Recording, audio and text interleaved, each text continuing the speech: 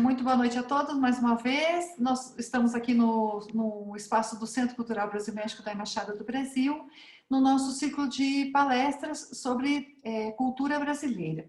Hoje nós temos o prazer e a honra de receber o Dr. Fernando Segura, o Dr. Fernando que vai nos falar sobre estudos sobre futebol no Brasil.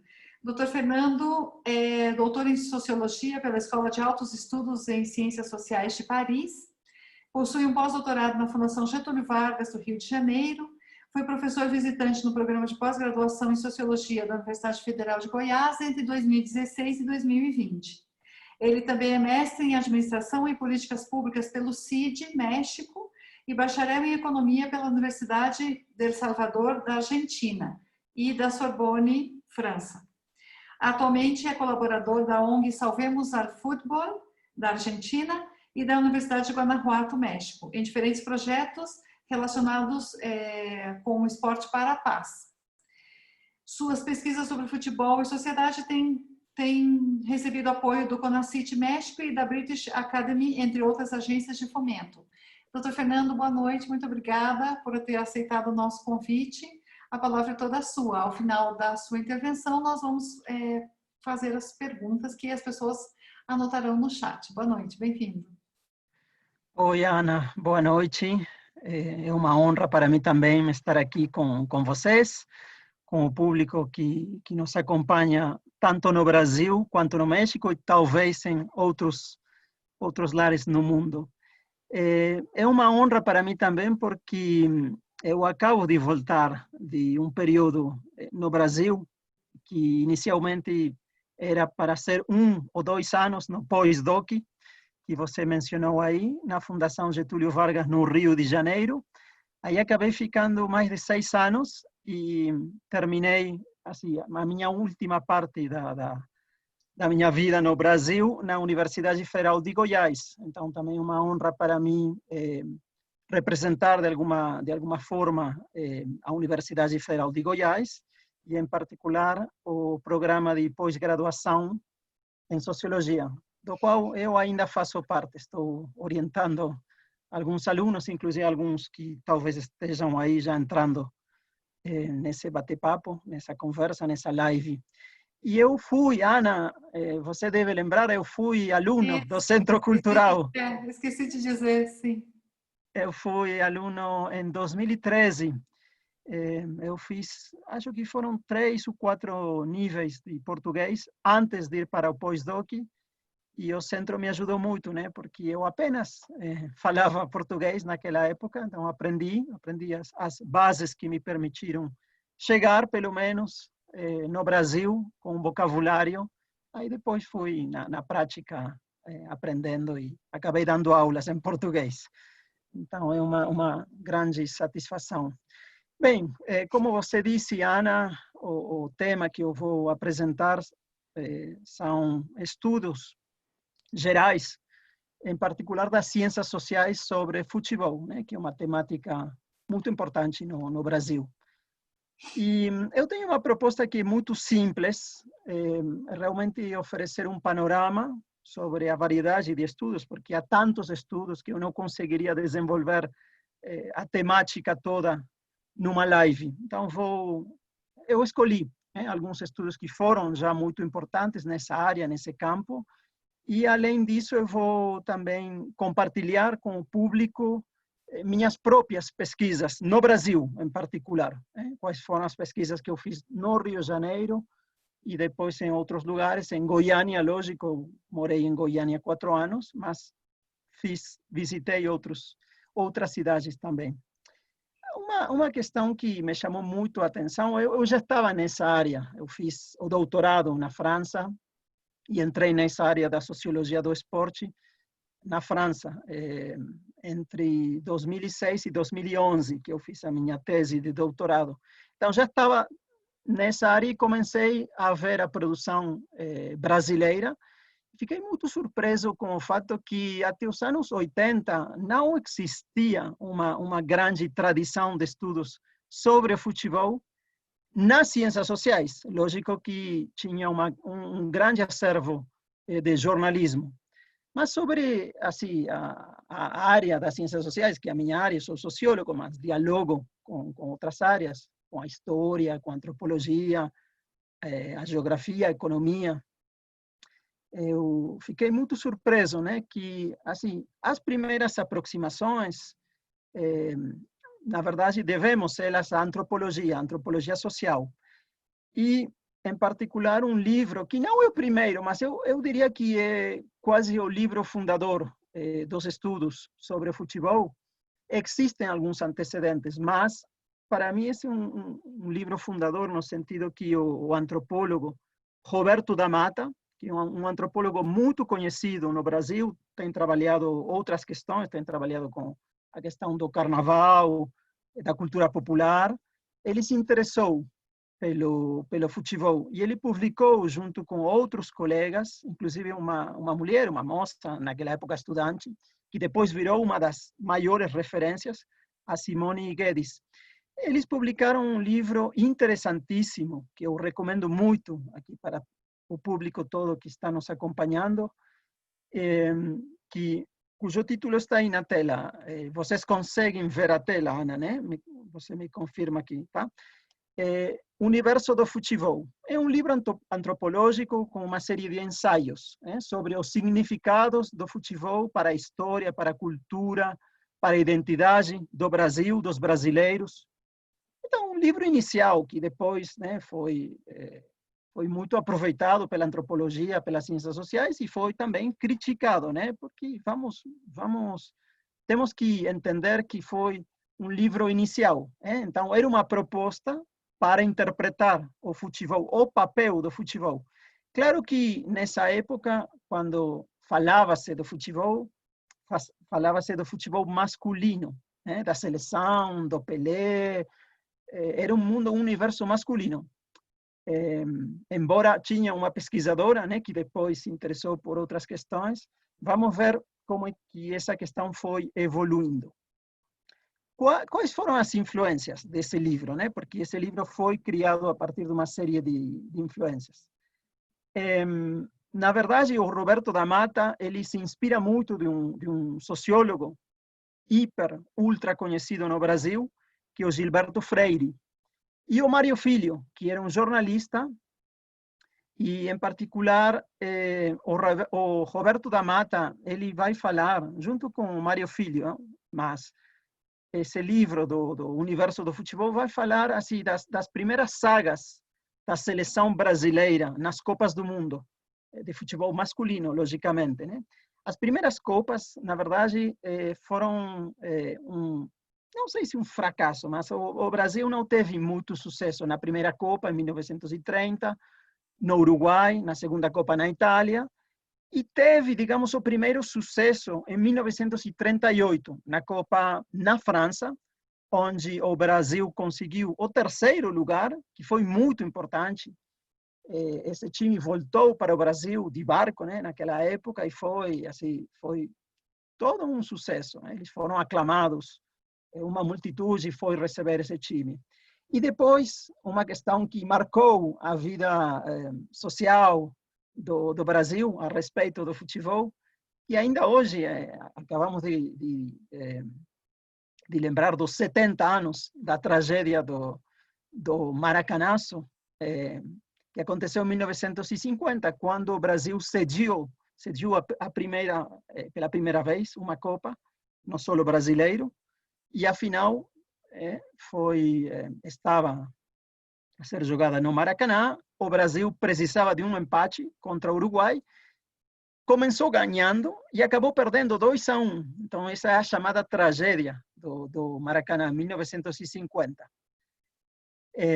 Depois veio uma Copa do Mundo, esquecida para o Brasil, em 1954, na Suíça, e a primeira vitória da seleção, a primeira conquista, a primeira Copa, com o novo rei do futebol, o rei Pelé, na Suécia, em 1958. Toda essa saga é descrita pelo Roberto da Mata e também pelo Mário Filho. Inclusive, o Mário Filho, ele publicou um livro que chama-se O Negro no Futebol. qual era a tese do Mário Filho? Mário Filho foi um jornalista muito importante, inclusive hoje o Estádio Maracanã tem o nome dele, chama-se o Estádio Mário Filho Maracanã. Foi um livro pioneiro, mas esse foi um livro feito vários antes do livro do Roberto da Mata, um livro que foi feito por um jornalista que tinha um perfil muito particular, digamos. Ele era, além de ser jornalista, foi um grande defensor da profissionalização do futebol. O futebol era amador no Brasil. Claro que alguns times pagavam os melhores jogadores, mas não existia um espaço profissional até os anos 30. Foi sob a presidência do Getúlio Vargas que o Brasil, junto com outros países, a Argentina também, nessa época, conseguiu profissionalizar o futebol. Mas a influência do Mário Filho foi fundamental. Ele era amigo pessoal do presidente, do Getúlio Vargas. E ele era amigo também do Gilberto Freire, do sociólogo intelectual, não só sociólogo, um intelectual daquela época, que escreveu o prefácio do livro, O Negro no Futebol. Então, nesse contexto que o futebol virou um âmbito profissional. Eu recomendo aqui, para ir além dessa fala, que é muito breve, uma série de leituras de um professor com quem eu já trabalhei muito, que é o Miguel Arcanjo Freitas, da Universidade Estadual de Ponta Grossa, no seu estado, Ana, no estado do Paraná, aí a umas 2 horas da capital, de Curitiba, que trabalhou muito essa questão, inclusive eu já recomendei para vocês, talvez ele possa dar uma palestra sobre toda essa época, né? Que é uma época fundamental porque são as bases do que hoje conhecemos como o futebol brasileiro, com todas as suas conquistas, mas também com suas tragédias. Depois veio, assim, aí tem uma imagem da construção do Maracanã, naquela época, quando foi construído, era o maior estádio do mundo, foi um estádio impressionante, ainda é isso aqui, depois foi transformado para a Copa do Mundo de 2014, vamos vir para essa questão um pouco mais para frente. Mas aí tem uma imagem que eu queria mostrar, tem o momento da tragédia, que é o segundo gol dos uruguaios frente ao Brasil, que o Brasil estava conseguindo com o empate a conquista da Copa e veio esse segundo gol que ficou na memória. Foi a tragédia do goleiro brasileiro, Barbosa. Inclusive comentamos numa live há umas semanas sobre a Copa do Mundo de 1970, que o Brasil conquistou no México, como esse goleiro ficou estigmatizado na cultura geral e na cultura do futebol. Aí temos uma imagem do Pelé, em 1958, na final, na Copa do Mundo da Suécia. Ele era um garoto de 17 anos. Ele jogou a Copa do Mundo com 17 anos. Então, foram momentos que marcaram a história, a simbologia do futebol, e o Roberto da Mata, através da influência do Gilberto Freire, do Mário Filho, ele vai, de alguma forma, entender e explicar, né, essa tradição, essa representação do país do futebol. Eu recomendo também aqui, justamente a antropóloga que eu já citei, que trabalhou muito com Roberto da Mata, que foi a Simone Guedes. Infelizmente, ela faleceu há uns anos, há 3 anos, acredito. Uma grande perda para a área. Ela era professora na Universidade Federal Fluminense, aí no estado do Rio de Janeiro, e ela trabalhou a questão dos estilos, do estilo, em particular do estilo representado do futebol brasileiro, mas ela faz toda uma análise sobre a produção de estilos, como as pessoas, os jornalistas tendem a criar imaginários a partir dos estilos de jogo, né? Estamos falando de futebol. Mas a produção dessa antropóloga é super interessante. Ainda vou citar algum trabalho dela mais para frente.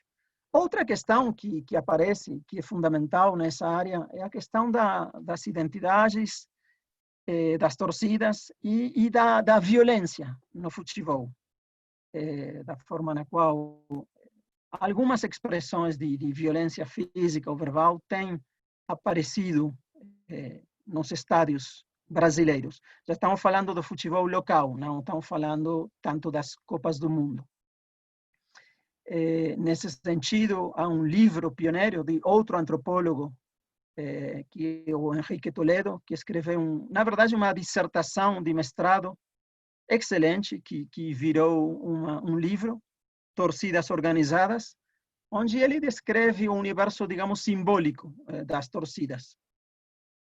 Eu espero que vocês consigam me acompanhar, porque estou vendo que minha imagem aparece e desaparece em alguns momentos, mas o importante é que vocês consigam acompanhar a tela, sobretudo o PowerPoint.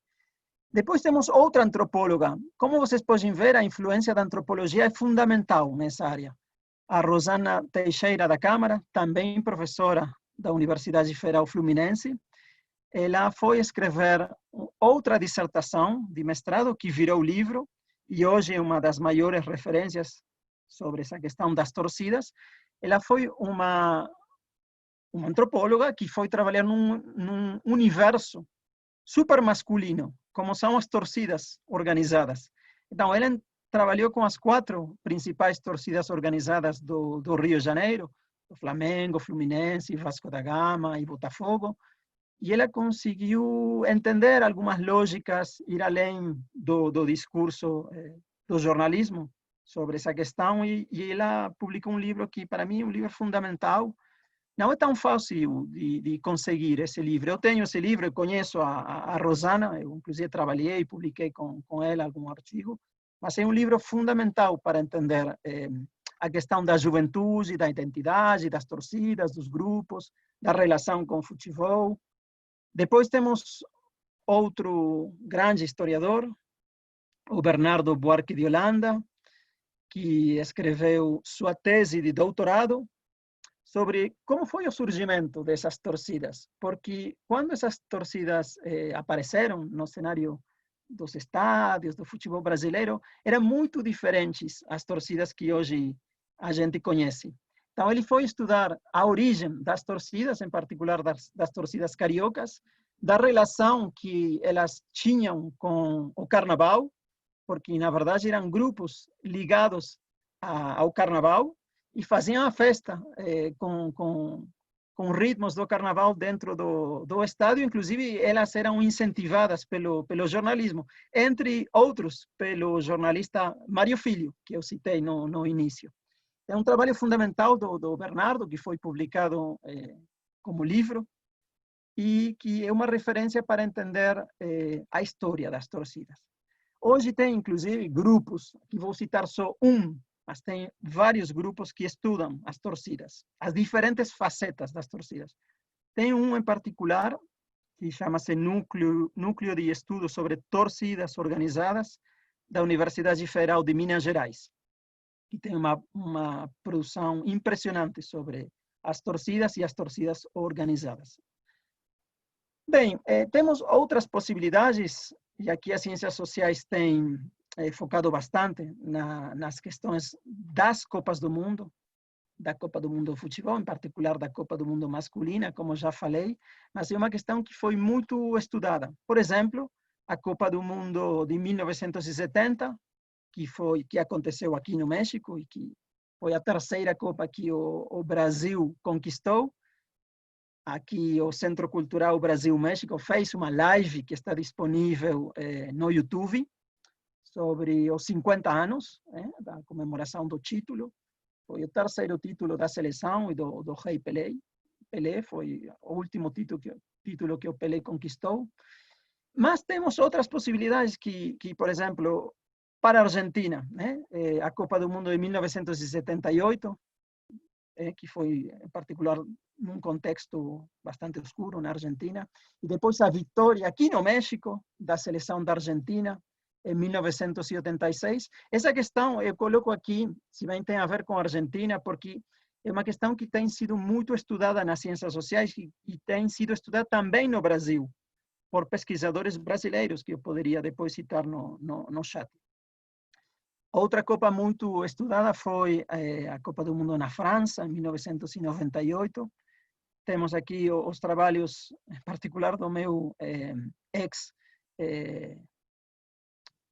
ex-orientador da tese, Patrick Mignon, que é o especialista sobre essa questão, mas a Simone Guedes, que eu citei, antropóloga da Universidade Federal Fluminense, estudou essa Copa do Mundo e o fenômeno, o jogador chamado fenômeno Ronaldo, né? Como uma figura do marketing moderno, uma figura que, assim, era a figura que estava chamada a ser o sucessor, talvez, do Pelé, mas que virou uma figura muito interessante, mas também houve algumas questões nessa Copa do Mundo, ele não conseguiu jogar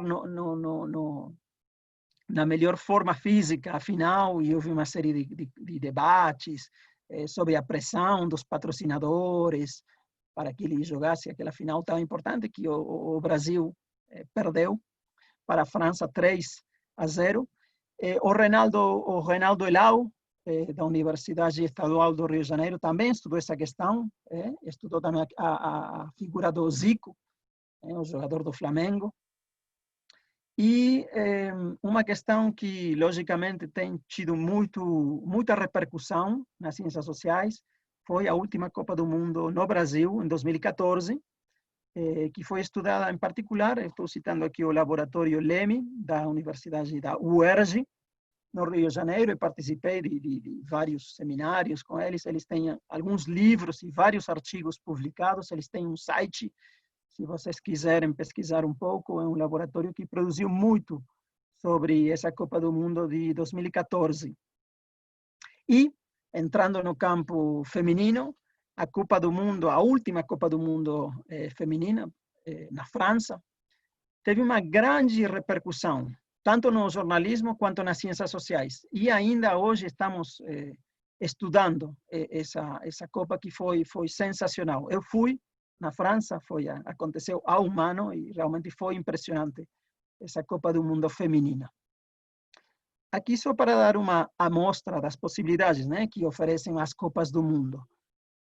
Eu cheguei no Brasil para fazer meu pós-doc no Rio de Janeiro num contexto muito particular, porque era a Copa do Mundo no Brasil, o país do futebol, segundo os antropólogos, segundo Roberto da Mata, e eu cheguei num contexto onde houve várias manifestações contra a Copa do Mundo. Então, para mim era muito interessante, né, ver assim como que um povo que gosta tanto da Copa do Mundo estava maioritariamente contra a Copa do Mundo. Se a gente for olhar as imagens, né, e aí eu coloquei duas imagens. Algumas manifestações não começaram contra a Copa do Mundo, foram outras questões. Foi uma tentativa do aumento do transporte público, mas aí foi virando uma montanha e acabaram sendo os protestos contra a Copa do Mundo. Bem, foi um movimento interessante que me chamava muito a atenção e não conseguia entender, mas eu consegui acompanhar. Ainda hoje não consigo entender, mas tem muitas questões envolvidas, que não é só futebol. E uma questão que também foi muito debatida foram as remoções de algumas áreas de favelas para a especulação imobiliária, para a Copa do Mundo, para áreas e sobretudo para os Jogos Olímpicos, né? Porque naquele momento, quando eu fui no Brasil, o Brasil era o país para estudar nessa área do esporte. A Copa do Mundo de 2014, tinha tido os Pan-Americanos no Rio de Janeiro, 2007, e os Jogos Olímpicos em 2016. Então, tinha uma série de repercussões mundiais. Era o epicentro mundial do esporte. Vou passar, já mostrei as imagens, são um pouco duras, mas eu recomendo um artigo que trata essas questões, que foi publicado por dois pesquisadores da Universidade Federal do Rio Grande do Sul, aí em Porto Alegre, no campus de Porto Alegre, o Arley Damo e Oliven. O título está aí, Brasil no horizonte dos mega-eventos, 2014 e 2016, que foi publicado numa revista muito prestigiosa, que é a Horizontes Antropológicos. Né? Se vocês quiserem aprofundar um pouco mais essas questões, os autores tratam muito bem sobre esse contexto. Eu era alguém que estava dentro desse contexto, mas que não conseguia realmente entendê-lo completamente. É por isso que recomendo outros autores que talvez entenderam com um pouco mais de detalhe esse contexto. Outro livro que me parece muito interessante, eu não vou citar tantos livros, são esses aqui, depois vou passar a uma parte que tem a ver mais com as minhas pesquisas, com imagens. Mas um livro que é fundamental para entender a história e a geografia do futebol, como que o futebol foi se espalhando pelo Brasil, é o livro do Gilmar Mascarenhas. O Gilmar Mascarenhas faleceu há 2 ou 3 anos também, infelizmente. Mas ele foi um pesquisador fundamental para entender a história do futebol no Brasil. E também essa questão das transformações dos estádios, suas consequências para os torcedores, o impacto, a repercussão da Copa do Mundo de 2014. Então, eu recomendo muito esse livro, mas recomendo também o autor, Gilmar Mascarenhas, que vem da área da geografia. Como vocês podem ver, temos a sociologia, a história, a antropologia, a geografia, que já se ocuparam de estudar o futebol em tanto fenômeno social, econômico, político. Meu foco, já vou passar à segunda parte da palestra, qual tem sido meu foco dentro desse campo tão grande, tão amplo? Bem, eu tenho tido diferentes focos, mas o principal tem sido essa faceta que estou mostrando aqui, que é um tipo de futebol ligado a causas sociais e humanitárias. Eu fiz na França uma tese, a tese de doutorado, sobre uma Copa para pessoas sem teto, que em inglês chama-se Homeless World Cup. Foi feita aqui no México já 2 vezes. E eu fiz a minha tese sobre essa Copa do Mundo para pessoas sem teto, sem hogar. Fiz um acompanhamento dos times da França, em particular, dos jogadores. Organizamos a Copa do Mundo em Paris em 2011. Eu defendi esse ano a minha tese, uns meses depois do evento. Mas, em geral, essa área é conhecida como Sport, em inglês, né? Sport for Development and Peace. Em particular, eu trabalho com projetos que têm a ver com futebol. Inclusive, eu acho que tem aqui nos participantes alguns que eu chamei especificamente. Agora vou citar algumas ONGs brasileiras com as quais eu trabalhei durante meu período no Brasil. É um futebol que não é profissional, estamos falando de um futebol amador, como as origens do futebol, né? O futebol nasceu amador. É um futebol misto, né? Aqui eu quero ser claro no sentido que misto envolve garotas e garotos no campo, homens e mulheres jogando juntos no campo.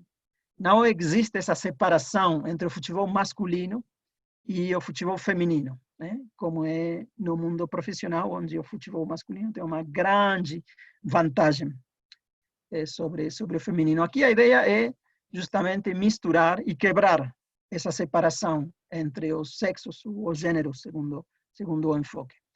Em geral, assim, existe uma ampla base de projetos no mundo. Eu estudei alguns na França, outros na Argentina e vários no Brasil. É um futebol que é desenvolvido pelas organizações não governamentais, o que a gente pode chamar ONGs. No Brasil tem várias. Por exemplo, eu vou citar algumas, vou mostrar algumas imagens agora, mas acredito que o Michael aqui está nos acompanhando, que trabalha no Instituto Fazer Acontecer, aí na Bahia.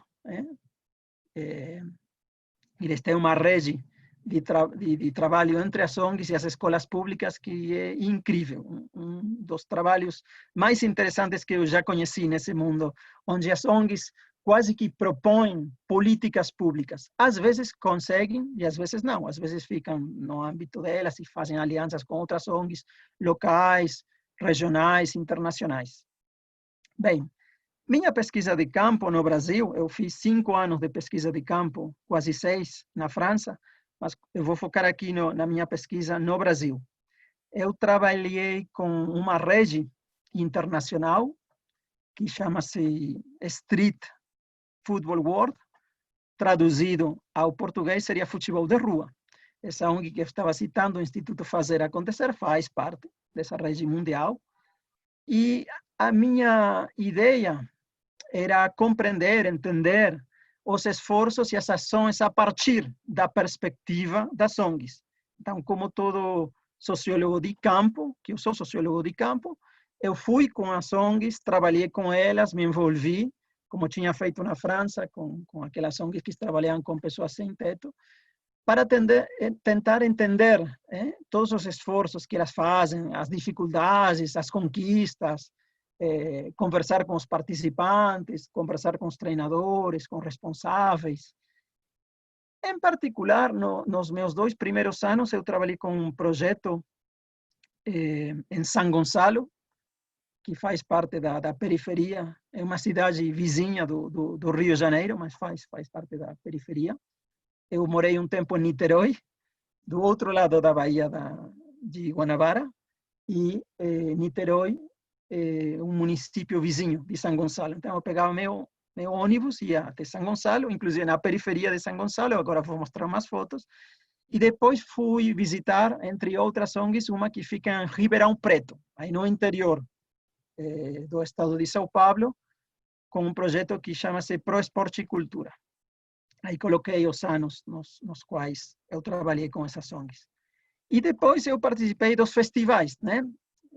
Inclusive aqui, que eu estava citando o Instituto Fazer Acontecer, em Salvador, cuja sede fica em Salvador, da Bahia. Eles fizeram um festival em 2013, importantíssimo, um festival latino-americano. Depois houve durante a Copa do Mundo, 2014, no Rio de Janeiro. Vou mostrar alguma imagem. E depois outros festivais dessa mesma rede que eu consegui acompanhar. Estando no Brasil, eu viajei a Lyon, na França, em 2016, durante a Eurocopa, um festival incrível, o maior na história. Eu já publiquei alguns artigos que estão no meu site, depois eu vou passar meu site aqui no bate-papo. Fui na Rússia, e foi também uma experiência incrível com essa rede de ONGs. E o ano passado, durante a Copa do Mundo Feminina, pela primeira vez, houve um festival, desses festivais que estou citando aqui, num evento, numa Copa do Mundo Feminina. Interessantíssima, porque a questão, obviamente, era a questão das mulheres, da integração das mulheres, do empoderamento das mulheres, das meninas, das jogadoras, mas além do futebol, esses festivais, esses projetos tentam ir além do futebol. O futebol é um pretexto aqui. Na verdade, aqui o que se procura é objetivos sociais, vários. Depois podemos, no bate-papo, conversar um pouco mais, com mais detalhes sobre essas questões. Eu queria aqui mostrar umas fotos da minha pesquisa de campo.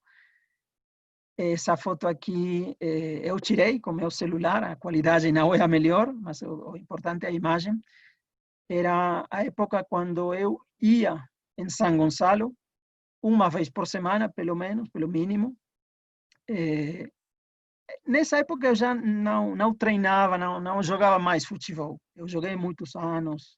Na minha época na França, jogava com os jogadores sem teto, homeless. Nessa época não, já era um sociólogo um pouco mais, digamos, não sei se distante, mas meu papel era tomar notas com meu caderno.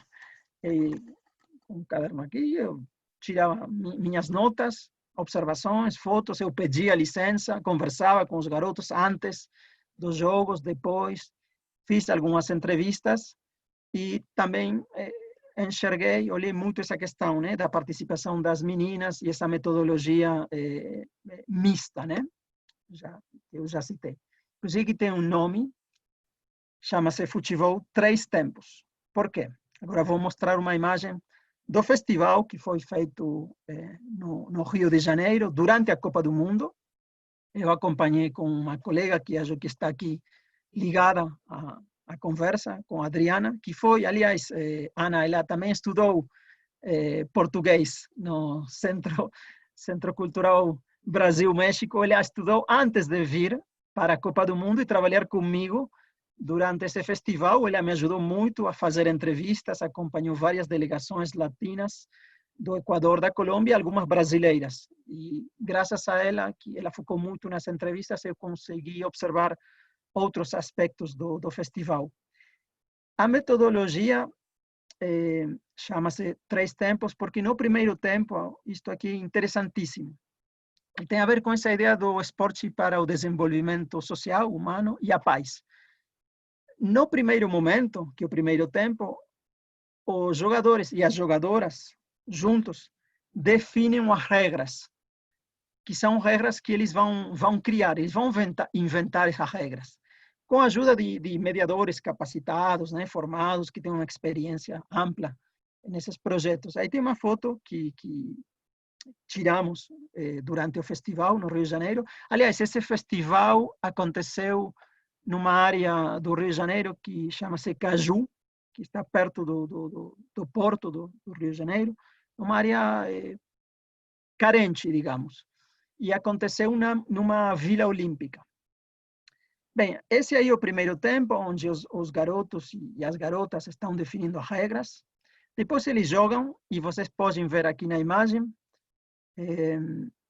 que eles estão misturados no campo do jogo. Outra característica é que eles jogam sem juiz.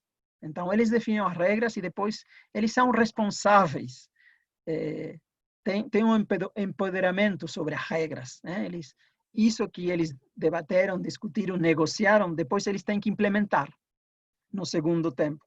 No terceiro momento, eu já não vou entrar tanto nos detalhes, mas no terceiro momento eles vão avaliar o que aconteceu no segundo tempo e vão dar pontos. Além dos gols que foram marcados, é muito interessante porque alguns times que ganharam no campo de jogo acabam perdendo a partida por conta dessa avaliação que é feita depois dos jogos.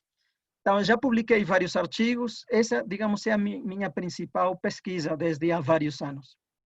E eu fui observar vários projetos, além dos festivais, com essas ONGs que já citei.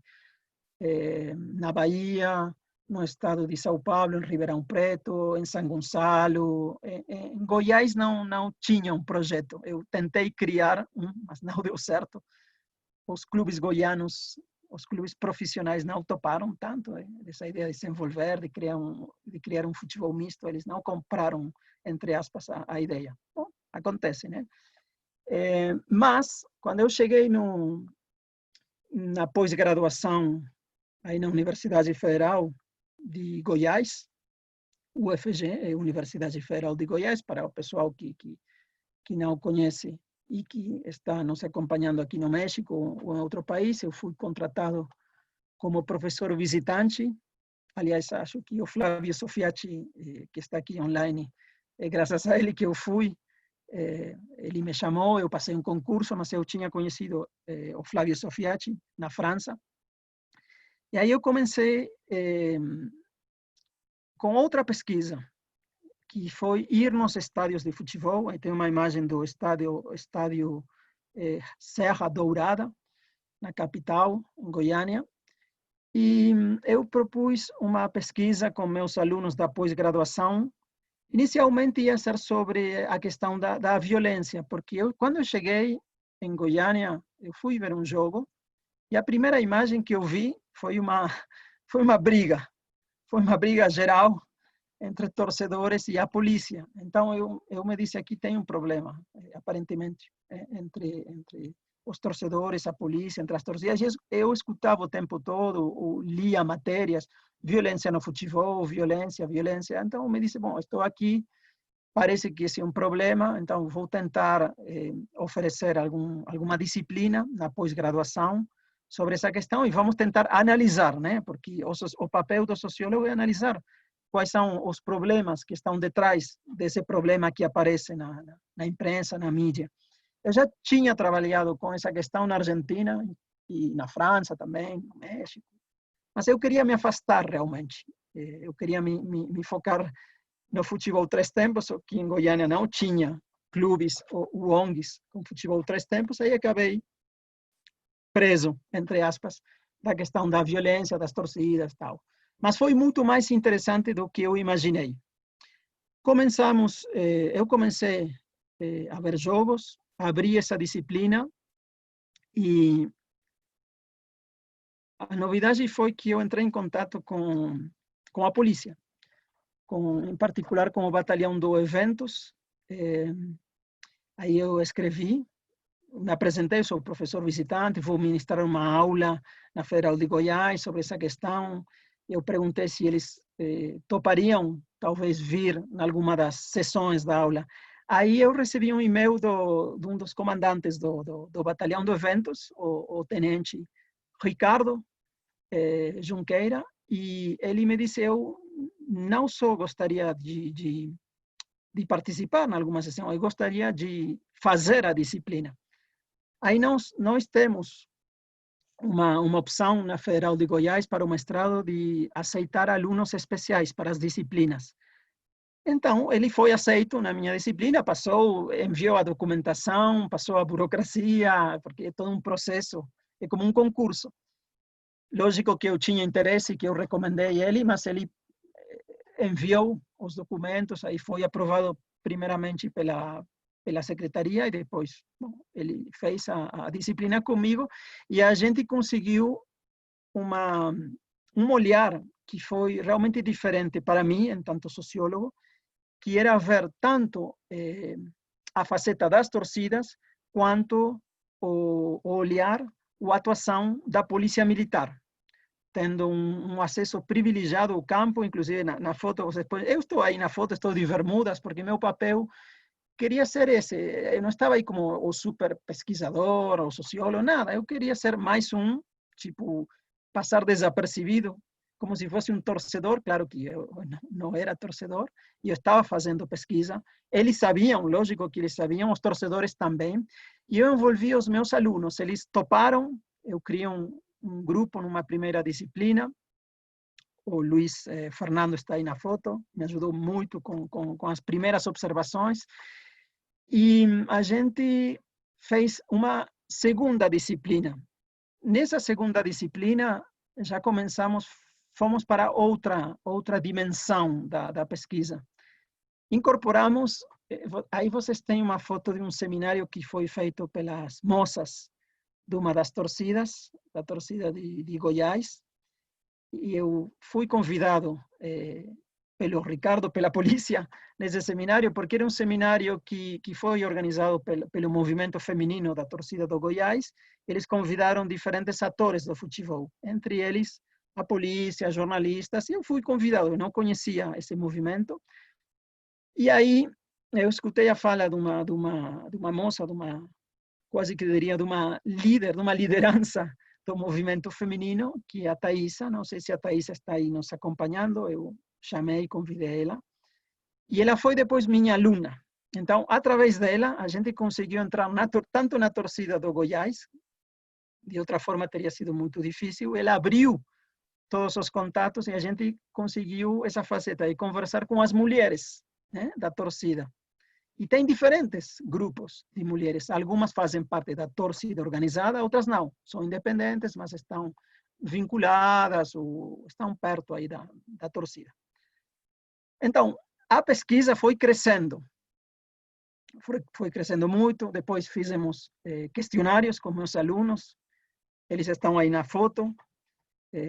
Flávio, Vitor, o Luiz Fernando. Eles fizeram um monte de questionários com as 3 torcidas da capital. Vila Nova, Goiás e o Atlético Goianiense.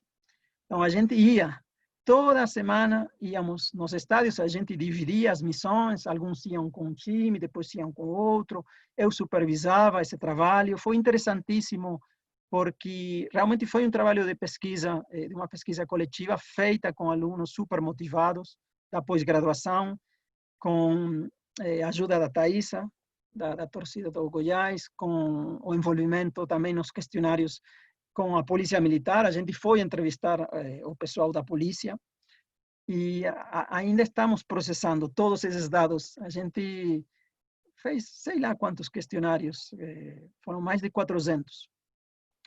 Isso aí foi uma foto que eu queria mostrar as três torcidas, né? Porque existe muita rivalidade entre as três, e realmente esse aí foi já um dos momentos finais, quando já a pesquisa quase que estava feita, e a gente foi agradecer os torcedores que participaram. A gente entrava dentro das torcidas organizadas, cumprimentava o pessoal que já conhecia, e realmente eu agradeço a disposição dos torcedores que conversaram conosco. Essa imagem é a torcida do Atlético Goianiense, né? Que é um time que agora está na primeira divisão, já esteve no passado, caiu na segunda e agora voltou na primeira divisão. Então, essa foi a pesquisa que eu fiz na Universidade Federal de Goiás. Nunca teria imaginado que iria trabalhar com as torcidas organizadas e com a polícia militar. E ele, além disso, tem uns trabalhos relacionados, alguns têm a ver com essa pesquisa, mas são trabalhos que eu esteve, de alguma forma, envolvido nesses trabalhos. E eu vou citar aqui, para mostrar, inclusive, a diversidade das nossas discussões, das nossas aulas. O Luiz Fernando Rodrigues Leme, que fez uma dissertação em comunicação brilhante. Eu fui membro da banca, tanto da qualificação quanto da defesa, sobre a homofobia no futebol e o jornalismo goiano. O Vitor Gomes, que fez uma dissertação, defendeu agora em março passado, foi meu aluno, eu fui orientador dele, sobre a militância político-torcedora no Brasil, em geral. Ele fez um mapeamento dos diferentes grupos militantes, as diferentes orientações. É um mundo muito mais diverso do que a gente imaginaria. Inclusive, eu aprendi tanto sobre essa questão. Também trabalhamos sobre o futebol feminino, e eu consegui, através de um apoio de uma bolsa britânica, consegui trazer em Goiânia o professor David Good, da Universidade de Sheffield. Fizemos um grande evento sobre futebol feminino, convidamos os clubes goianos, eles não compareceram, eles tinham a obrigação de desenvolver o futebol feminino, mas eles não compareceram. Aí o interesse que eles mostraram, talvez hoje eles tenham mais interesse, sei lá. Mas também agora estou orientando o Ricardo Junqueira, o tenente da Polícia Militar do estado de Goiás, e ele vai fazer está nesse momento no segundo ano do mestrado, está fazendo uma dissertação sobre as representações entre a Polícia Militar e as torcidas organizadas. Ele sendo membro da Polícia Militar, mas aí estou ajudando ele para ter um olhar sociológico independente da polícia. Vamos ver o que vai dar essa pesquisa. Mas já é muito interessante, porque ele vai conversar com as lideranças das torcidas e com o pessoal-chave da Polícia Militar de forma anônima, para que as testemunhas, os depoimentos fiquem de forma anônima numa dissertação acadêmica. Eu queria mostrar aqui já uma última imagem. Quando a gente fez o evento sobre o futebol feminino, nós conhecemos um clube que é bacana demais, feminino, com muita tradição, que é o Clube Aliança. Eles e as meninas compareceram no evento, e depois convidaram o professor David Good, e me convidaram eu também, visitar os treinos. Eu fui depois várias vezes, e aí tem uma pesquisa que eu teria gostado de fazer. Tomara que alguém faça, eu poderia orientar, com um time muito tradicional, que tem lutado muito para conseguir um espaço dentro do que é o futebol, né? Que é um espaço muito masculino, e agora o futebol feminino está, aos poucos, conquistando alguns lugares. Essa era outra das questões que eu queria trazer dentro desse panorama. E realmente Eu estou terminando aqui a minha fala, a minha apresentação, para tentar responder. Vamos ver, Ana, se houver perguntas sobre essas questões. Algumas publicações. Esse é o último slide. Se alguém quiser ver as minhas publicações, estão nesse site. Também está no Facebook do Centro Cultural México-Brasil. Brasil-México, perdão, ao invés. Quando eles anunciaram essa palestra, está aí o meu site, onde eu coloquei todas as publicações, algumas entrevistas. E com meus alunos já consegui publicar alguns artigos. Isso também foi muito interessante, porque com eles publicamos já um primeiro artigo. Nessa página, nesse site, tem essa questão do futebol 3 tempos. Eu tenho vários artigos em português, espanhol, alguns em inglês. E agora, há pouco, há uns meses, a gente submeteu um artigo para uma revista em inglês sobre a masculinidade no futebol goiano. Estamos esperando a resposta, tomara que seja positiva, da revista em inglês. Mas acredito que sim, que vai ser positiva pela experiência passada das pesquisas publicadas e da temática, né? Vamos ver. Logicamente que essa revista é muito difícil publicar, pede um monte de mudanças, e aí depois a gente fica meses reescrevendo os artigos, né? Então, com isso, eu termino, Ana, a minha palestra. Espero que tenham gostado e que tenham perguntas, né? Estou aqui para responder as perguntas. Obrigado. Muito obrigada a você, Fernando. Nós temos algumas perguntas aqui. Eu gostaria de lembrar que as pessoas que queiram fazer perguntas podem escrever, tem algumas pessoas que chegaram depois, podem escrever aqui no nosso chat e a gente vai passando aqui para o professor Fernando. Então, eu queria fazer uma pergunta para começar, Fernando. Claro. Eu sei que você fez, antes da gente passar para as perguntas aqui, você fez estudos comparativos entre vários países, não? O Brasil, o México, a França, a Argentina e a Inglaterra, basicamente. Uhum. E aí eu me lembro que quando a gente estava em 2014, que teve o Mundial e depois os Jogos Olímpicos, as pessoas diziam para a gente: ai, mas é que aqui no México a gente é tão aficionado pelo futebol como no Brasil. E eu dizia: puxa, não sei, eu tenho a impressão que lá no Brasil o povo é mais aficionado. Então eu gostaria que você desse a sua impressão para a gente começar sobre qual país você acha que realmente é mais aficionado ao futebol.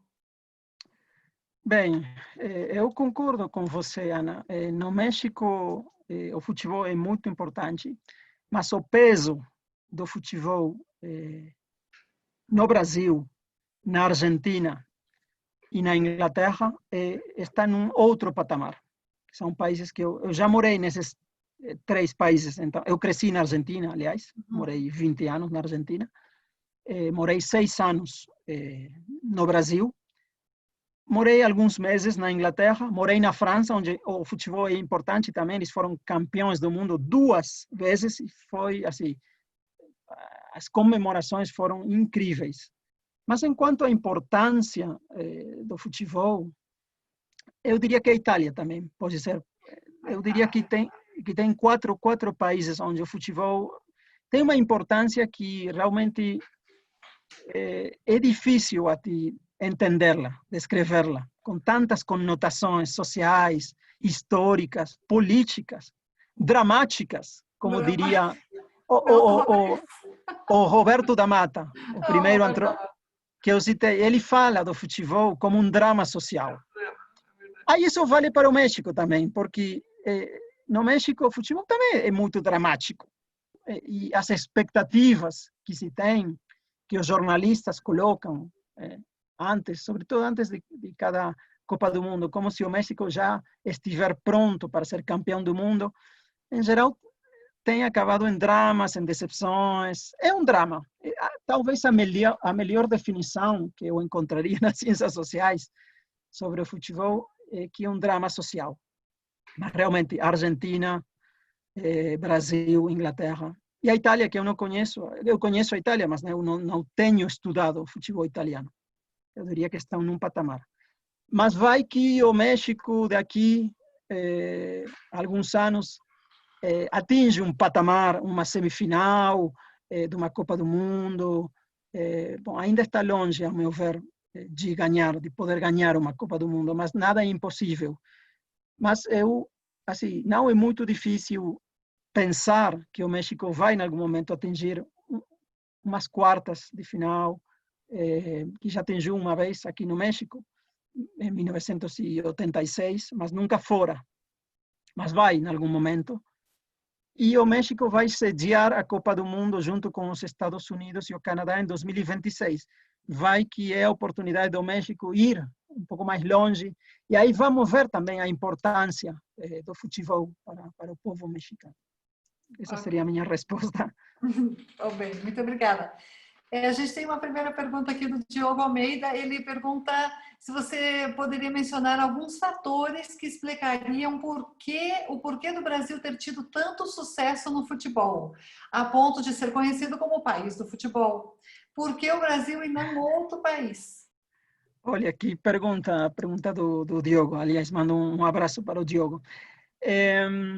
Olha, que pergunta difícil, né? Porque, bom, uma parte tem a ver com a tradição que o Brasil, o Brasil realmente cresceu muito com o futebol nas décadas de 1920 e 1930. Em geral, naquela época, o Brasil estava de trás da Argentina e do Uruguai. O Brasil perdia com muita frequência para a Argentina ou para o Uruguai.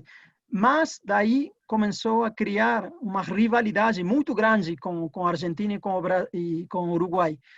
Aliás, a Argentina e Uruguai ganhavam a maioria dos torneios sul-americanos, da América do Sul, e o Uruguai ganhou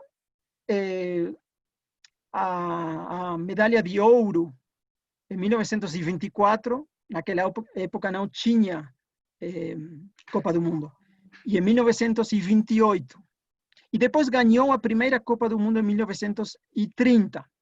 Então, digamos, naquele momento, o país do futebol era o Uruguai, país pequeno da América do Sul. A Argentina talvez era o segundo, tinha outros países europeus também, a Hungria, que era muito importante, a Áustria. A gente esquece essa história, às vezes, do futebol. Mas aí, aos poucos, o Brasil foi crescendo. Essa conquista do terceiro posto na Copa do Mundo em 1938 foi importantíssima, porque deu a sensação que o Brasil era capaz de estar à altura da Inglaterra. Bom, a Inglaterra ainda não participou nas Copas do Mundo apenas em 1950 no Brasil e foi um fracasso total.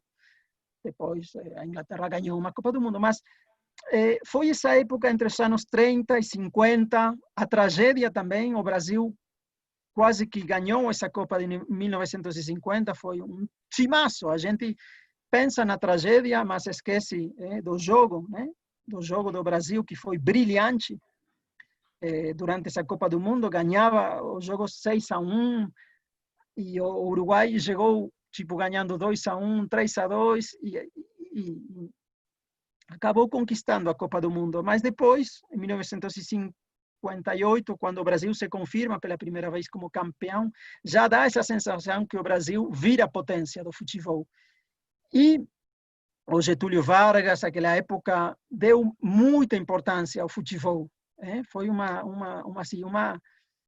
das prioridades que deu essa época, esse governo, os intelectuais, como Mário Filho e outros cronistas.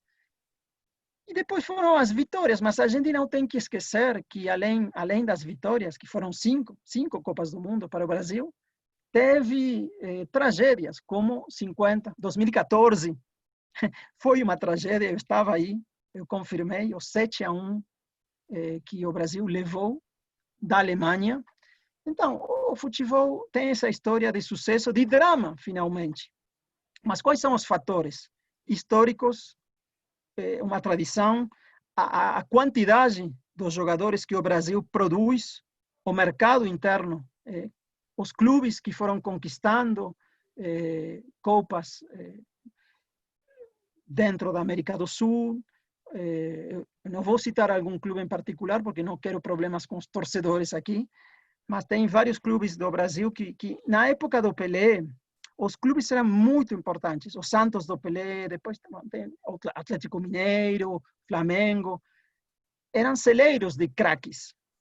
E depois eu diria que quase uma política do Estado brasileiro de incentivar o futebol e depois o futebol virar um campo autônomo, né? Um campo com muito poder, com muitos recursos. Claro que o Brasil não é único, eu diria que é um dos maiores. Se a gente falar de Copas do Mundo, claro, é o país do futebol, 5 Copas do Mundo, é o único que tem 5 Copas do Mundo. Mas também tem outros exemplos que podem ser interessantes para comparar Alemanha, Argentina, Inglaterra, mesmo com uma Copa do Mundo. Esse seria meu princípio de resposta, porque é uma pergunta muito difícil de se responder. Muito comprida, né? Muito complexa. Nessa linha tem uma outra pergunta interessante que é a seguinte, depois eu volto para a segunda pergunta aqui, que fala mais sobre a coisa dos clubes. O Edson Gomes pergunta que se podemos falar da globalização do futebol desde a primeira Copa do Mundo, em 1930, antes ou desde quando aconteceu essa globalização do futebol?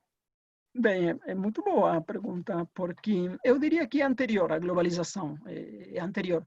E a globalização do futebol, para mim, tem a ver com os Jogos Olímpicos.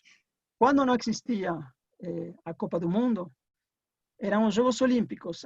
E aí teve vários campeões internacionais, que foi muito importante. A Suíça ganhou, a Inglaterra também, que é um país que só tem uma Copa do Mundo, porém tem uma medalha de ouro no passado. O Uruguai, como já falei, na verdade, eu acho que já tinha, desde aquela década de 1900, bom, os primeiros jogos foram em 1896, mas eu diria que a confirmação da globalização do futebol foi entre os anos 20, anos 30. Lógico que a Copa do Mundo confirmou essa globalização, que era uma globalização para alguns países, não era a globalização quase absoluta que temos hoje. Hoje, a FIFA tem mais representantes que as Nações Unidas. Então, e hoje tem países que nos anos 30 quase que nem existiam no futebol.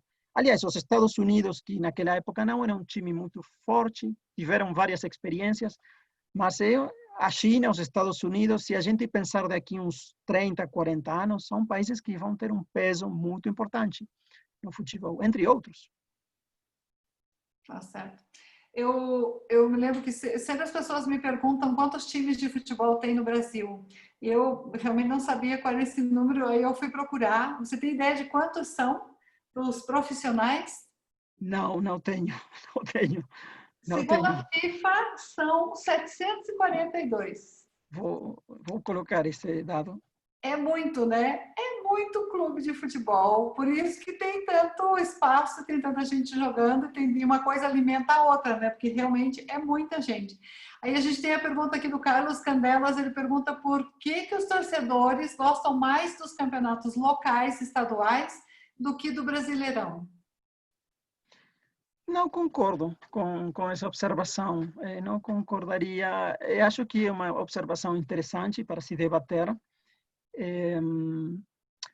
As finais dos estaduais são muito importantes. Sim, é muito importante para o Flamengo, para o Fluminense vencer o Flamengo, ou para, digamos, o Botafogo talvez ganhar o estadual no Rio de Janeiro. Em São Paulo também, para um time talvez do interior do estado de São Paulo, importantíssimo ganhar dos grandes clubes do estado de São Paulo. Em outros estados, eu morei num estado, Goiás, que é um estado que não tem títulos nacionais. Então, sim, aí os estaduais são muito importantes. Os clássicos entre Vila Nova e Goiás são uma loucura. E também com o Atlético Goianiense, mas em particular Vila Nova e Goiás. Então, nesses casos, são muito importantes sim, os clássicos, as finais dos estaduais, mas acho que é muito mais importante para os torcedores, em particular dos grandes times, ganhar o Brasileirão, que o estadual. Pergunta para um torcedor de qualquer dos grandes times, se for mais importante ganhar o Brasileirão que o estadual, e eu acho que a resposta vai ser não, o Brasileirão tem mais prestígio, você aí entra em jogo com os outros grandes times de outros estados, entram em jogo as rivalidades entre estados, também isso é muito importante no Brasil. O que eu diria nessa resposta é que, às vezes, no Brasil, às vezes, nem sempre, o Brasileirão é mais importante que ganhar a Copa Libertadores. Mas nem sempre. A Copa Libertadores também é muito importante. Bem, mais alguma pergunta? Tem Alguma mais pergunta perguntas, sim. de ciências sociais? De ciências sociais, né? Vamos lá. Tá misturado aqui as perguntas, mas olha só. A Marta Baeza diz que no Brasil tudo para quando tem partido de futebol, que foi muito interessante quando ela viveu isso. Eu sempre falo isso aqui, eu não sei que tanto os mexicanos me acreditam, mas realmente é bem isso, né? O tempo para, tudo se detém no mundo para assistir quando é jogo da Copa do Mundo, então nem pensar, né? Então, e a Patrícia Menezes, ela diz que foi um grande prazer ter recebido vocês no treinamento, que nas suas andanças, Patrícia. Sim, Patrícia Patrícia. Menezes, está Sim, aqui. sim. Se nas suas andanças você acha que o nosso futebol para mulheres está evoluindo? Pues vou Ela é mandar da Aliança Futebol Clube. aí, sim, em Goiânia, mostrar a imagem. Né? Mando um Isso. abraço para a Patrícia e para o Luiz, né? O marido dela, que é uma família que leva o clube interessantíssimo. Eles têm um museu do futebol aí do clube.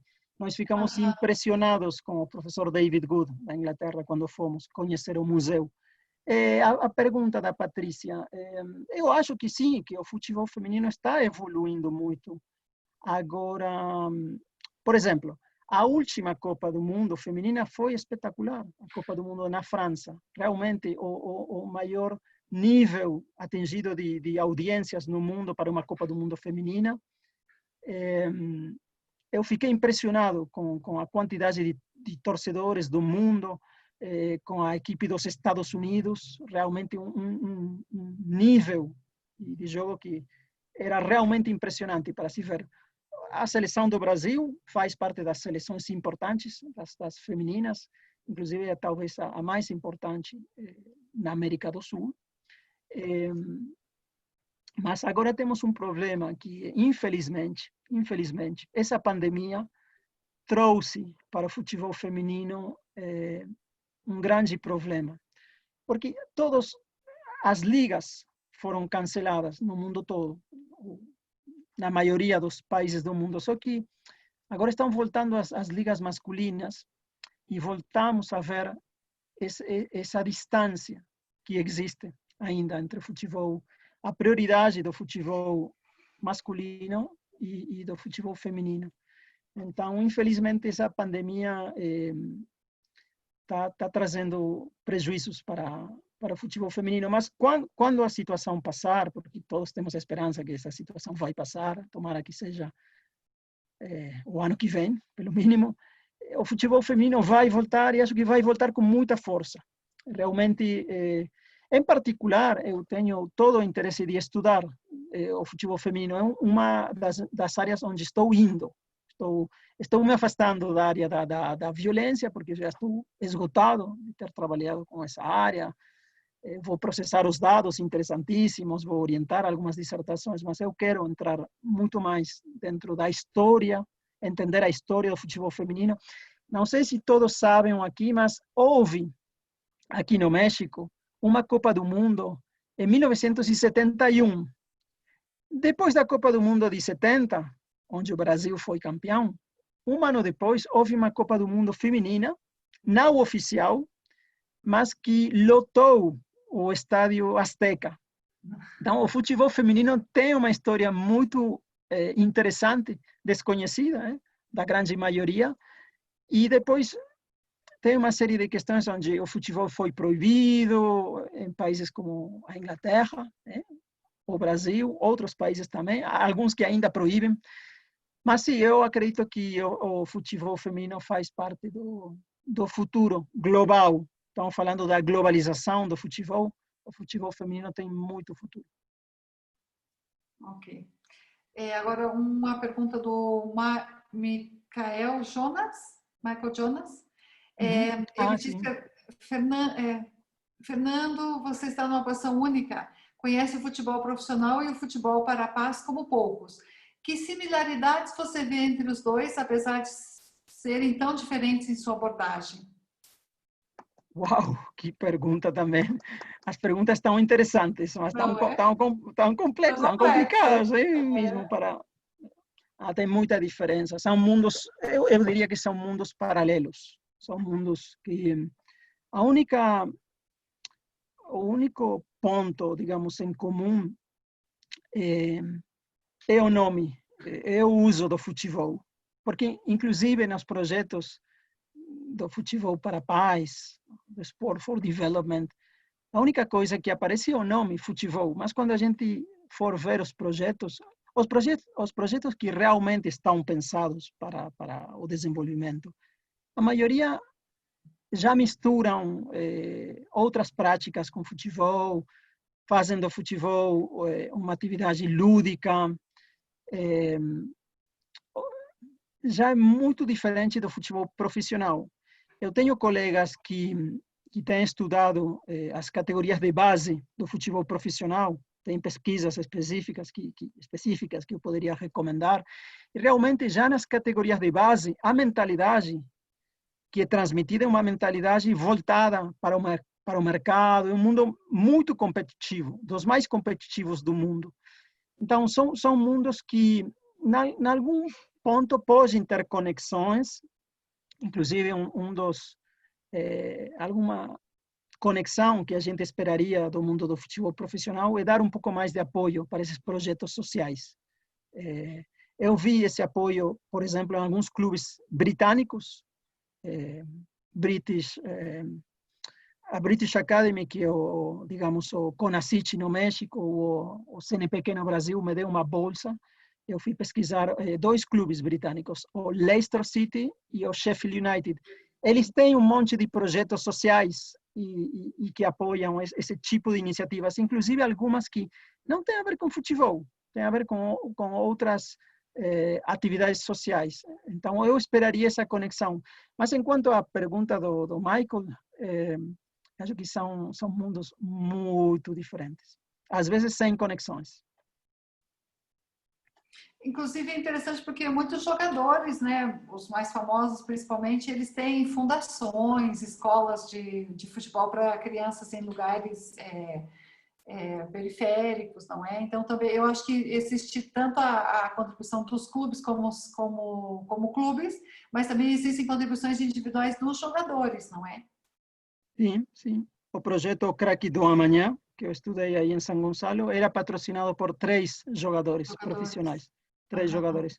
Sim, esse é outro mundo, que é um mundo que eu diria fica entre meio do mundo do futebol profissional e dos projetos sociais, porque muitas vezes essas fundações têm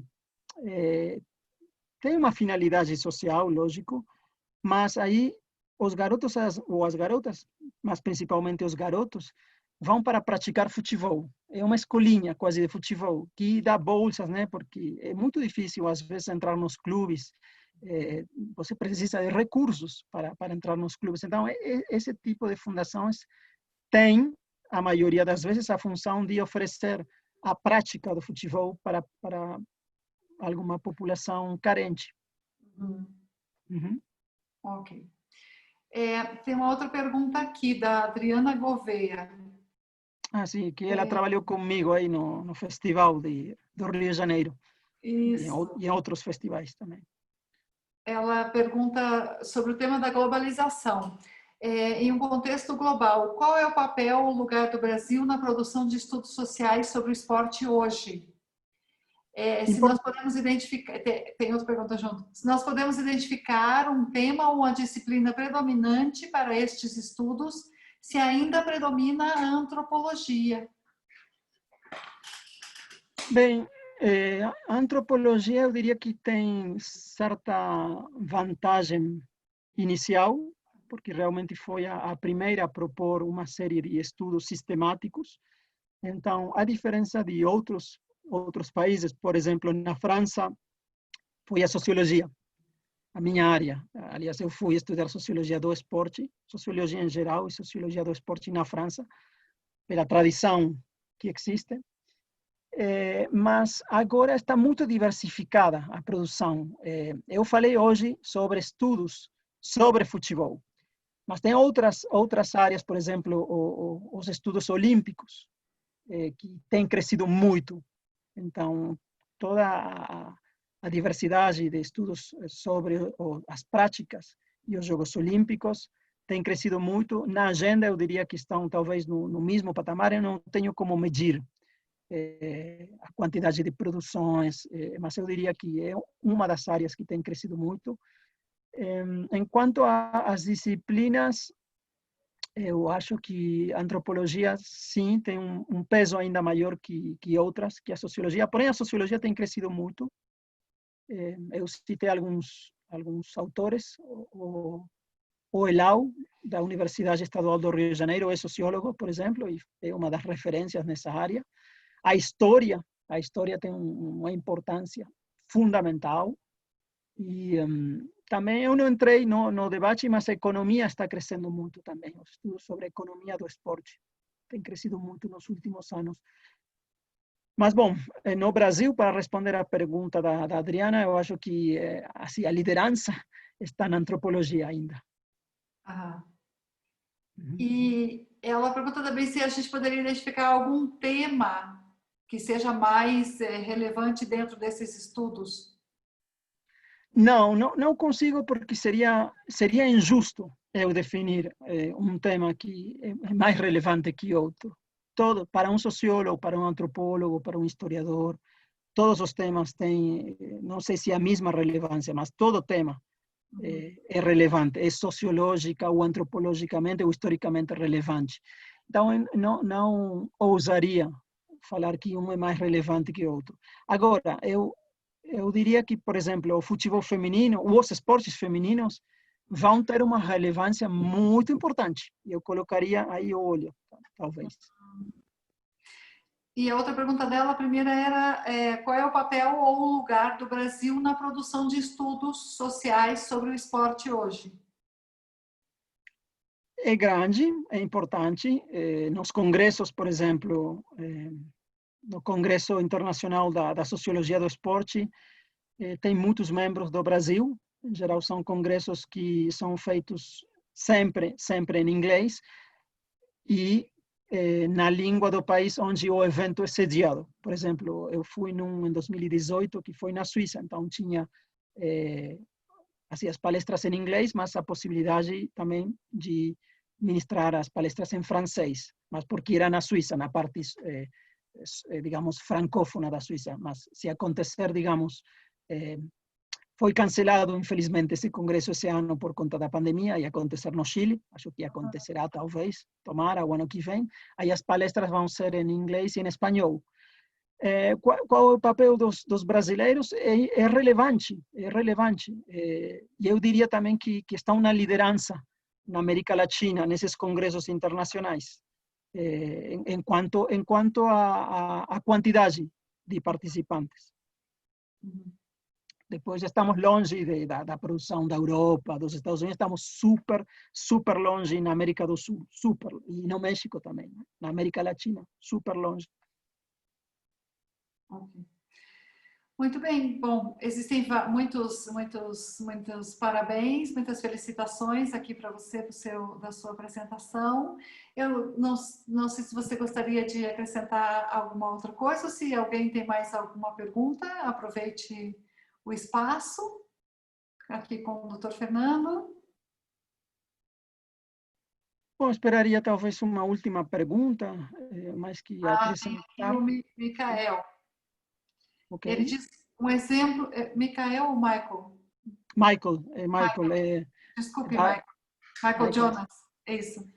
Michael, um exemplo do nosso trabalho aqui na Bahia. Um candidato a prefeito de um dos municípios pediu que atuamos, num dos municípios no qual atuamos, pediu uma autorização hoje para usar o nosso nome e a metodologia dos 3 tempos para implementar a metodologia em todas as escolas do município, transformando as aulas de educação física nas escolas.